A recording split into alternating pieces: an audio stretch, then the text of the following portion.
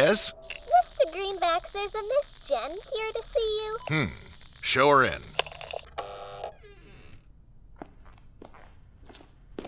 Can I help you? Yes. Yes, you can.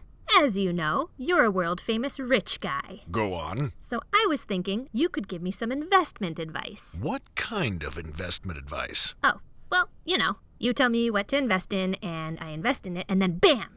$1 billion. I see. And what do you know about investing so far? Well, you, I know it's a big question. Let's start with something like mutual funds. Or stocks. Bonds? Bonds. James Bonds. Oh dear. Have a seat. Yes. Investment vehicles include things like stocks, bonds, options, futures. Red convertibles, stretch limousines. No. But I thought you said... An investment vehicle is simply a way for an individual to invest their money with the hopes of growing it. For some people, that means trading stock. For others, it means collecting art. There's a wide range of investment products to choose from, but we'll start with the most common choices: stocks, bonds, and mutual funds. Stocks are shares in the ownership of a company. When you purchase a share, it's like you own a slice of that company. Nice. When you have equity in a company, you're entitled to a slice of its profits as well. Some companies distribute their profit to shareholders through dividends, which are usually in the form of cash payments or additional shares.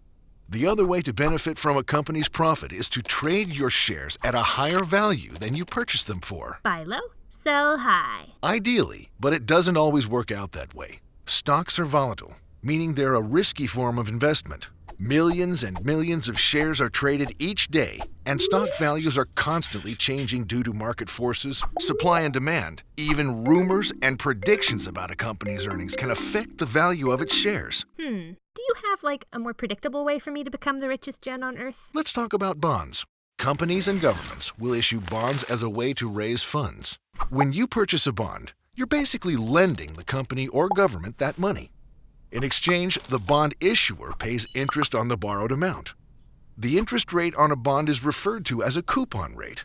Bonds also have a maturity date, which is when the bond issuer is expected to repay the initial amount borrowed. So I'd basically be a lender. Much like stocks, bonds can also be traded between investors.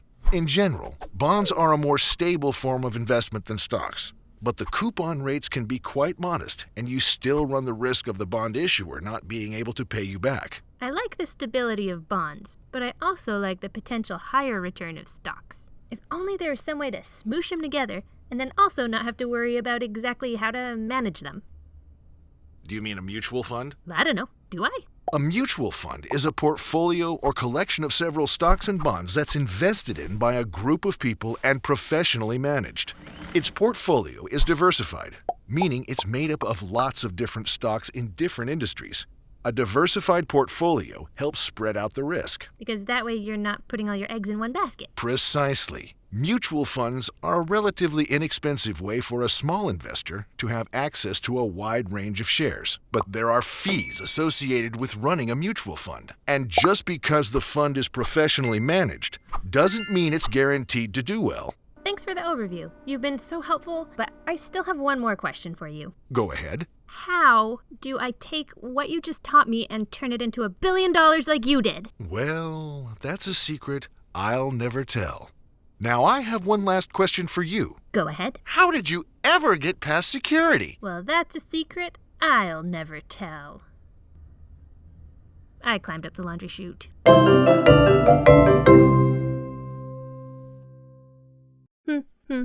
Climbing up a laundry chute, climbing up so sneaky. Ba, ba, do, do.